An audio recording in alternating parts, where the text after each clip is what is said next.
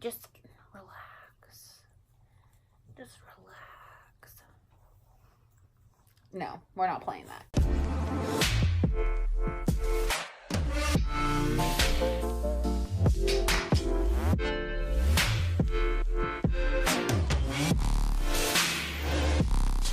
Hey everyone, welcome back to my channel. Today I have two assistants. This is Jax and Stella. If she snores throughout the video, I apologize. Rough life. Today's video is about the murder of Maddie Clifton. When researching this, I had a lot of trouble actually finding information on Maddie, so I listened to a few podcasts. I had actually heard this story before in a podcast. This story is just weird.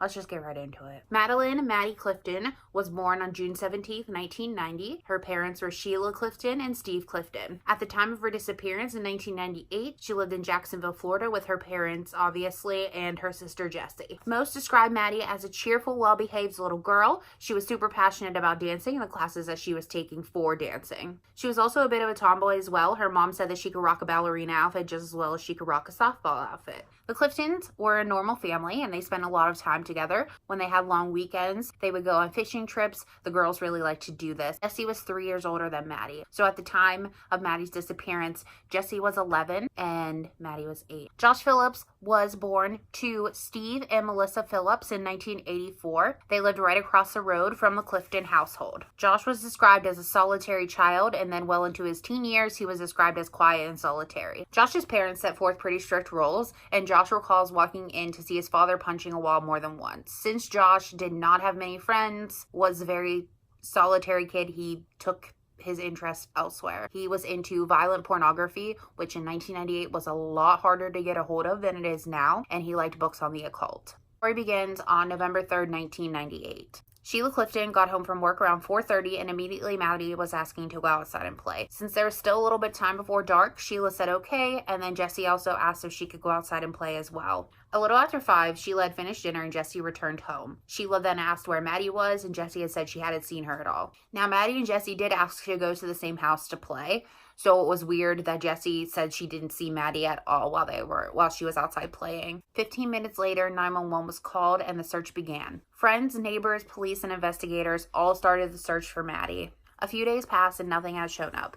The FBI at that point was called in to help. The exhaustive search led police to neighbor Larry Grisham. Larry had been arrested twice in the past for sexual battery, but in both cases, charges were dropped. Grisham failed a lie detector test, but did provide a solid alibi, which did rule him out as the suspect. Police did call off a search, but over 400 volunteers still kept on searching for Maddie. A reward was set at $50,000 and then later doubled. Josh Phillips also volunteered his time in the search for Maddie, which ended a week later on November 10th, 1998. Melissa Phillips decided to go and clean her son's room, which had an awkward smell coming from it. Upon entering his bedroom, she noticed what looked to be like his waterbed leaking. She assumed that this is where the smell was coming from, with a fluid pulling up and nowhere for it to actually go. As she began inspecting, she noticed that there was a sideboard kind of haphazardly thrown back into place. Melissa rattled the board loose and saw a child's foot. She immediately ran outside and flagged down a police officer who had been canvassing the neighborhood, and then upon the police arriving, she just pointed them in the direction they needed to go. Police found Maddie Clifton's body hidden inside the base of the waterbed.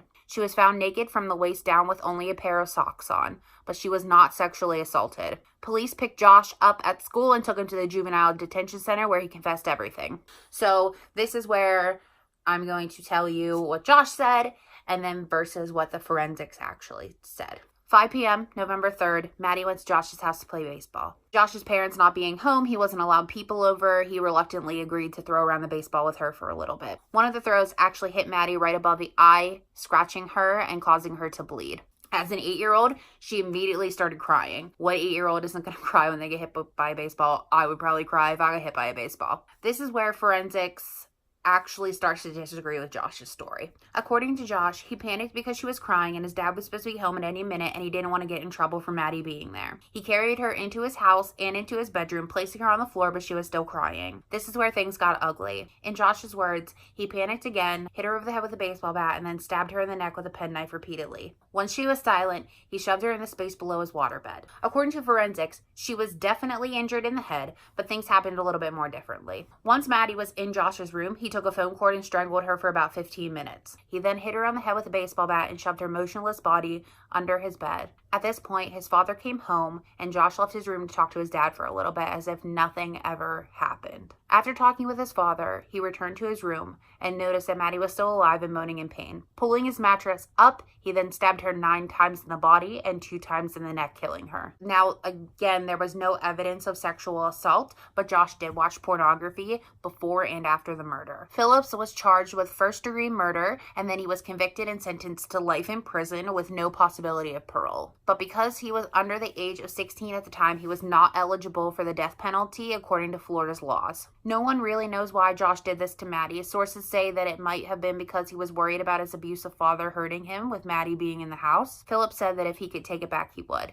Well, Josh, you can't. You ripped apart a family and you killed an 8-year-old girl. Alright guys, that's it for this week. Let me know how you feel about the story in the comments below. Stay tuned. Leave me nice things. Like, subscribe. See you in the next one. Bye.